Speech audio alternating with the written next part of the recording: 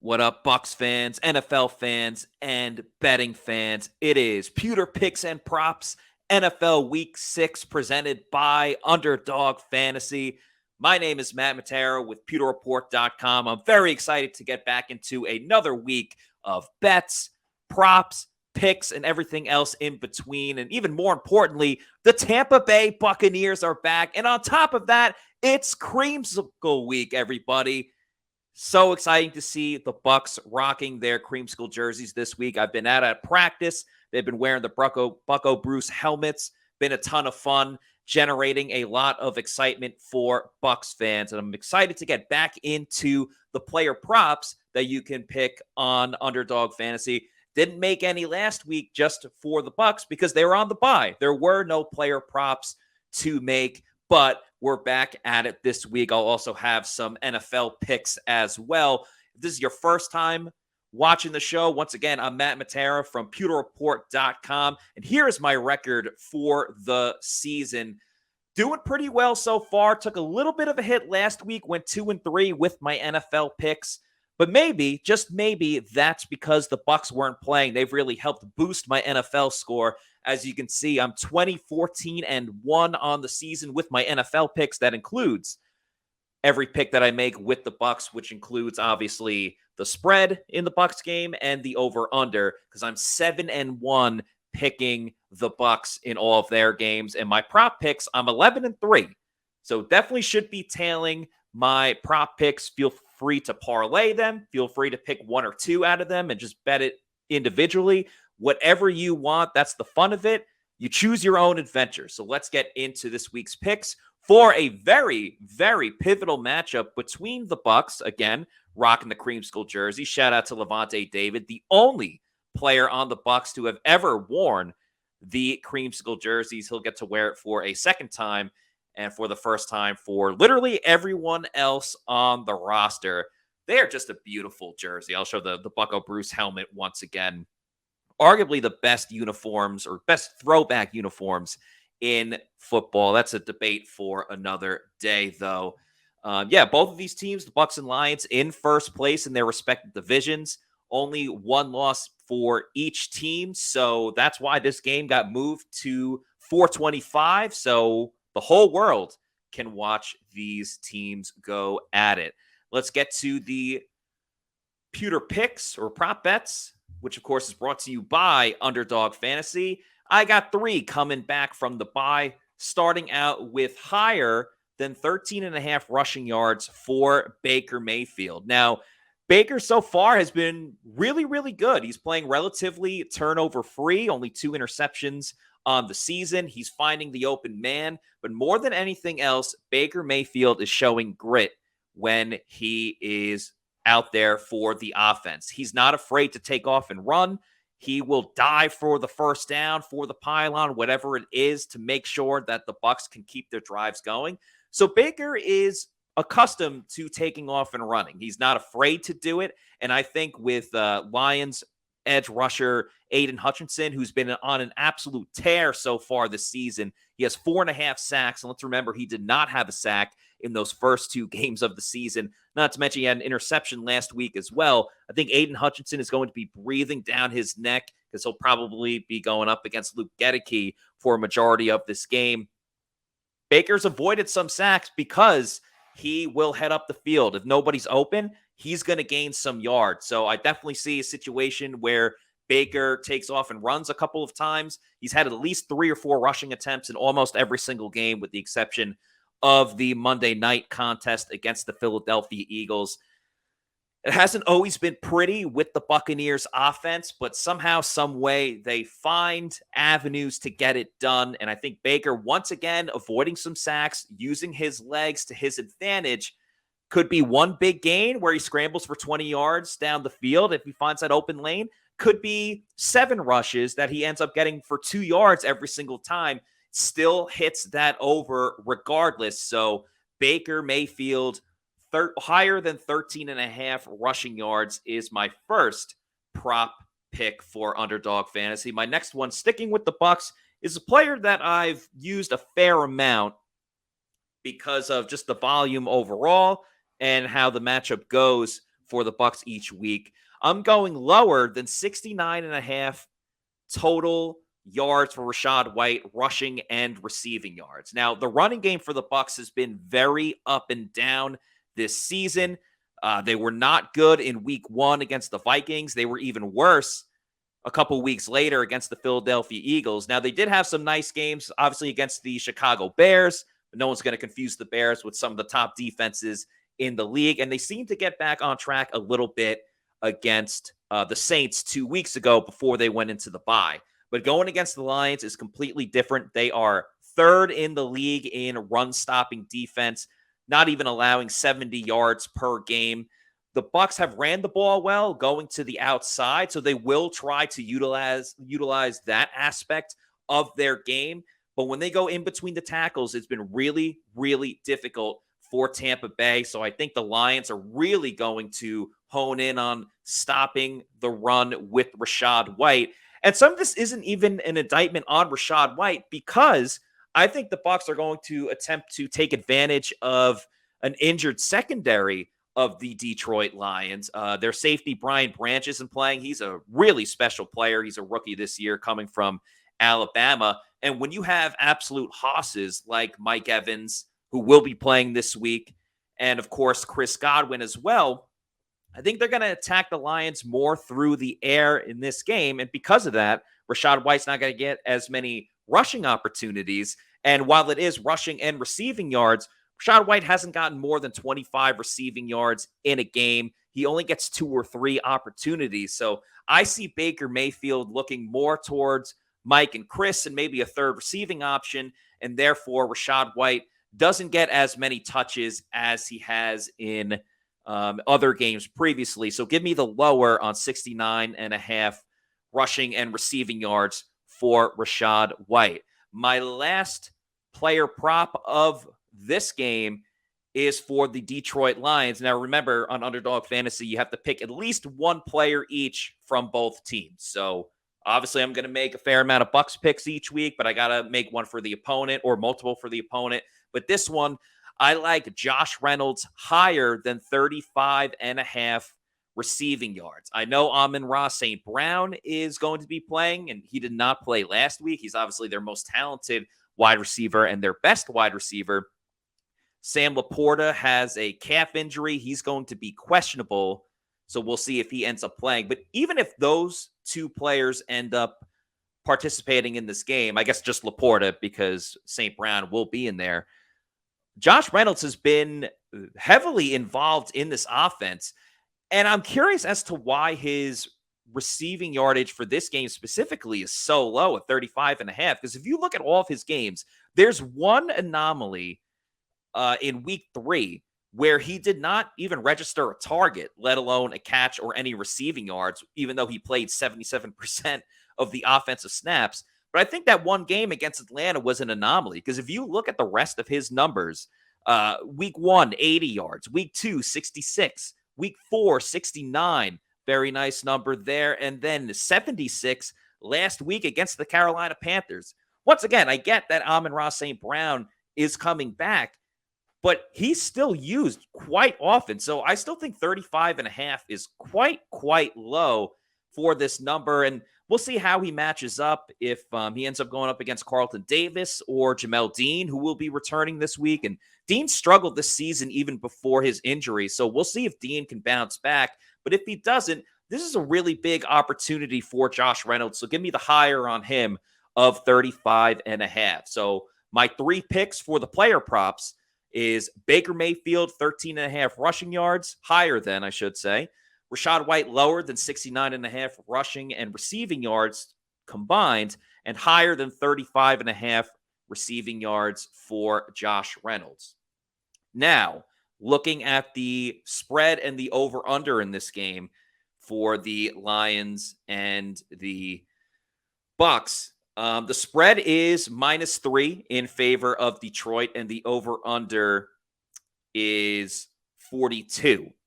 So for this one, and this graphic on the screen was a podcast earlier this week on PewterReport.com, but I just love looking at the Creamsicle, so I wanted everyone else to get a chance to look at it as well.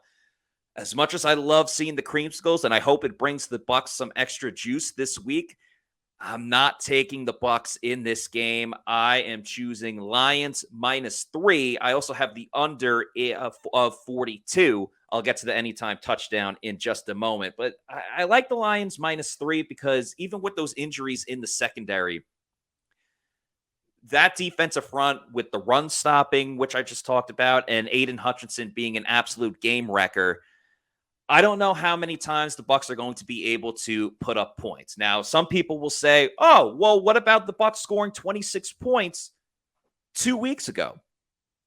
Let's remember that Antoine Winfield Jr. forced a fumble and the Bucs got the ball at the 10-yard line, and they also kicked the field goal when the Saints went for it late at their own 20-yard line and the Bucs went 3 and out. We haven't seen the full potential of the Bucs just yet on offense. I don't think this is the week where we see it. I think Baker, again, is going to have to be running for his life, which is why I think that he's going to get those over rushing yards. And the offensive line still has a ways to go, and Robert Hainsey is that weak link in the armor right now for the Buccaneers offense. And I expect the Bucs defense to really bring it. We'll see if Shaq Barrett plays. He is questionable with an illness. And the Bucs have done a great job. I mean, they did not allow a touchdown 2 weeks ago against the Saints, and they are extremely stingy in the red zone. Can they keep the Lions out of the end zone for the entire game? I don't necessarily think so. That's extremely difficult to do for 2 games in a row where you just don't allow a touchdown. It's very unheard of in today's NFL. Not to mention that the Lions have one of the most potent offenses in the league. They are up there with the top of the league in points per game. Jared Goff has been playing extremely well. You heard me mention Laporta and Amon-Ra St. Brown. Their running game is fantastic as well, even though Jahmyr Gibbs isn't going to be playing. He hasn't even been really the top guy running for the Lions. So the Bucs are going to try to keep the Lions to field goals, and I think they will to a degree, which is why I'm taking the under in this game of 42. The Bucs will allow yards, and that will take up a lot of the time. But even if they only let up 2 touchdowns, that's not going to kill the under if the Bucs offense struggles like I expect it to do. With that said, even 2 touchdowns for the Lions will help them build that lead. And we saw it against the Eagles. The Bucs can hang tough, but that doesn't necessarily mean they're always going to cover the spread. The Bucs are 3-1 against the spread this season. However, the one time they lost was when they played a tougher opponent with the Eagles. And there are some differences between the Eagles and the Lions, but they are similar in terms of a defense that can stop the run and an offense that can put up points with a lot of talented players. So while I think the Bucs do hang tough, I don't think the offense really gets the ball moving that much, and the defense surrenders a touchdown or 2. So that's why I have the Lions winning this one. I picked it 22-18. I know that's a bit of an odd score, but sometimes you get missed extra points or teams go for 2. The Bucs gave up a safety against the Eagles a couple of weeks ago. So sometimes you get those wonky scores. So give me the Lions -3 and the under of 42. I know it's Creamsicle week. I hope I'm wrong with my pick on the Bucs, but I got to call it like I see it. And there will be a lot of excitement. However, I'm taking the Lions -3 and under 42. And like I said, Pewter Picks and Props, NFL Week 6 is brought to you by Underdog Fantasy. So let's learn a little bit more about the pick'em for those that may not know about it. All you have to do is pick a higher or lower on at least 2 different players, one from each team, but you can make multiple picks. The more picks you make, the more money that you can win. As you see on the screen, you can win up to 20 times your money depending on what player stats you pick. It could be higher or lower passing yards for a quarterback or receiving yards for a wide receiver. And again, the more picks you make, the more money you can win, up to 20 times to be exact. And of course, check out the insurance. That just means if you make 5 picks, if you use the insurance, say you hit 4 out of your 5 picks, you would still walk away with some money. But if you didn't take the insurance and you hit 4 out of your 5 picks, you don't end up winning any. So those are my picks for Underdog Fantasy with both the Bucs and the spread. and the over-under, and some player props. Feel free, though, if you don't want to do an entire parlay, pick one, pick two, bet it individually, whatever you want to do. Just make sure you're signing up with Underdog Fantasy using that promo code Pewter. That's Pewter.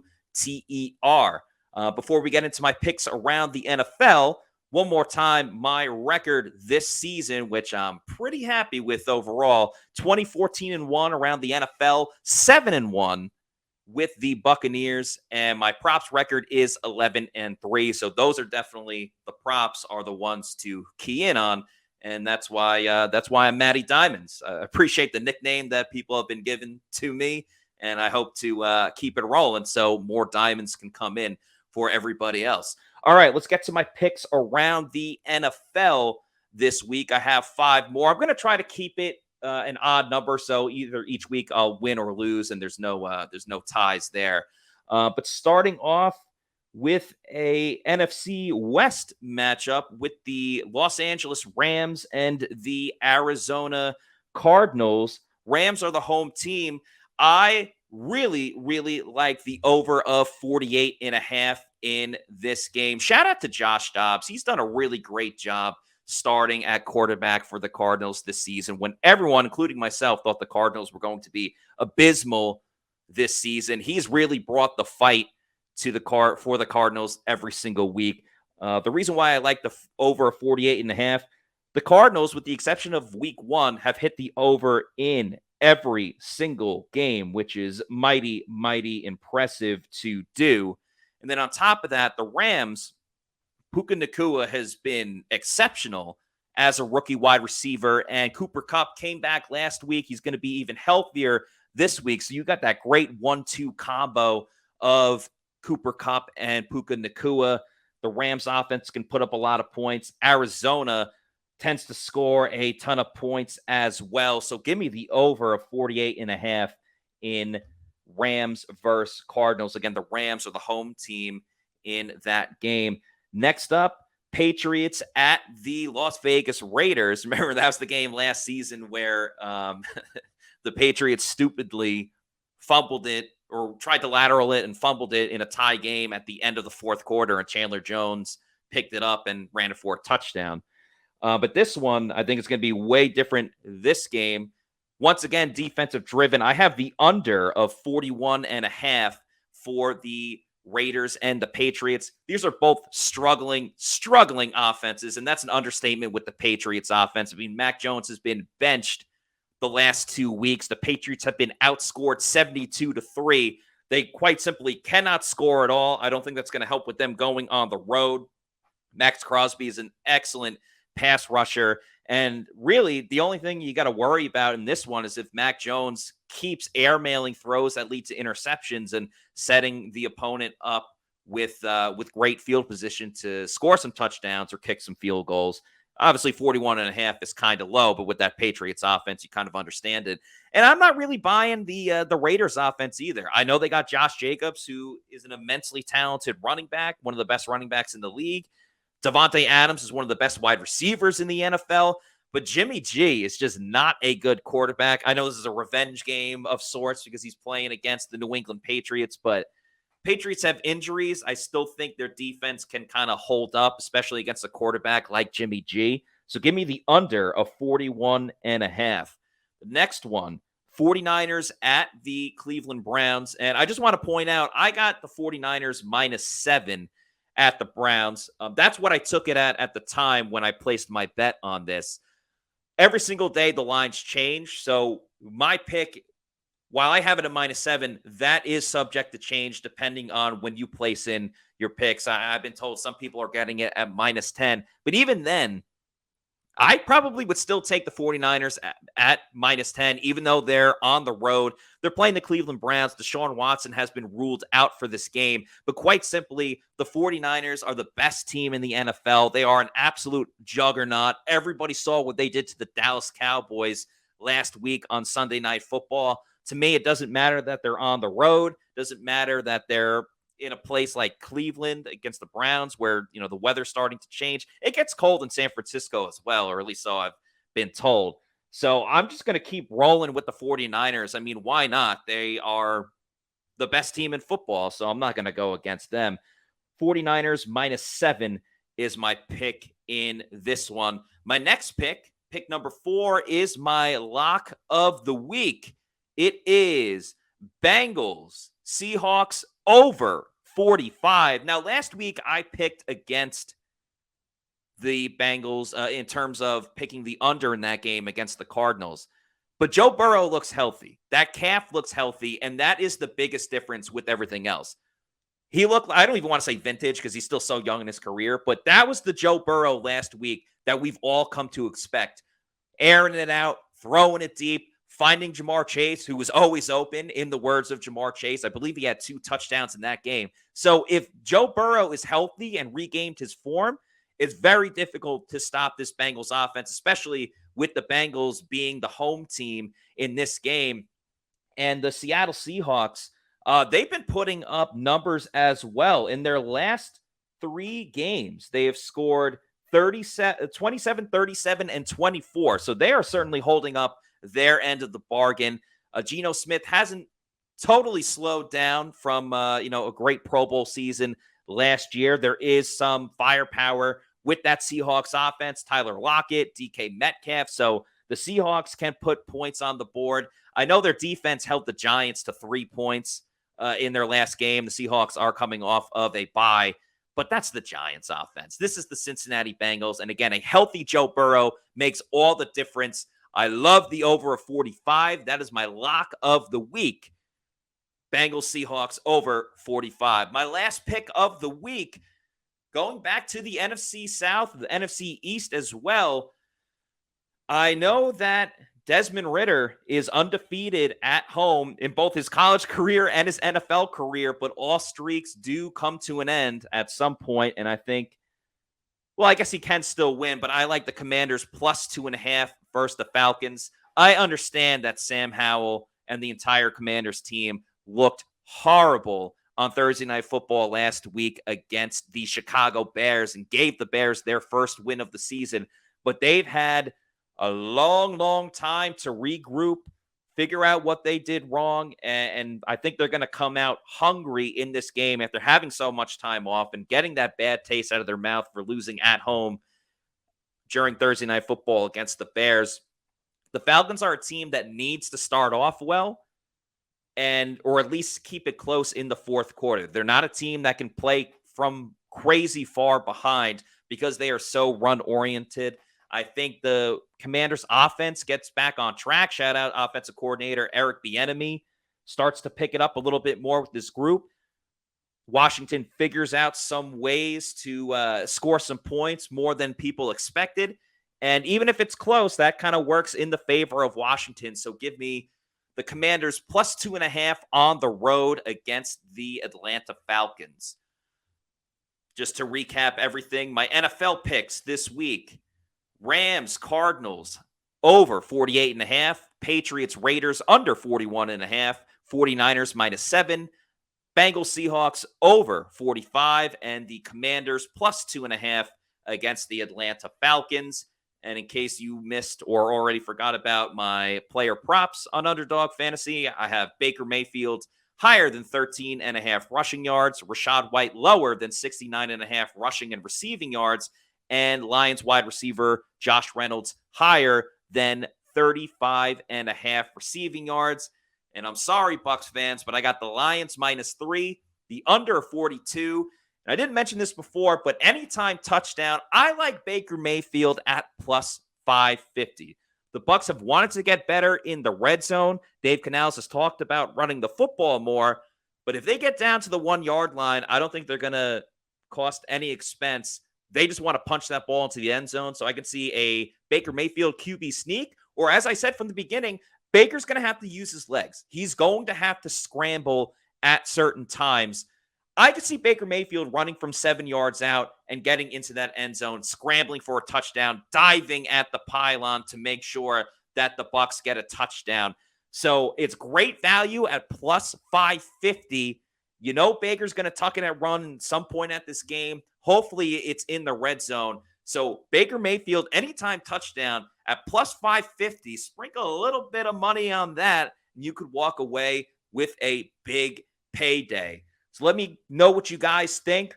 Throw it in the comments, whether you like my picks, whether you hate them. If you have your own picks that you're going with this week, or player props as well, please make sure you subscribe to Pewter Report's YouTube channel. That's at Pewter Report, and follow Pewter Report on all of our social media channels on X, Threads, Facebook, and Instagram. We are at Pewter Report. If you want to follow my personal social media accounts on Twitter, I am at Matty, the number 4 _, Matera. That's Matera. And on Instagram, I'm at Matty _ Matera, Matera. That's going to do it for me this week. Thank you to everybody for watching week 6 of Pewter Picks and Props, brought to you by Underdog Fantasy. Good luck, and let's win some money.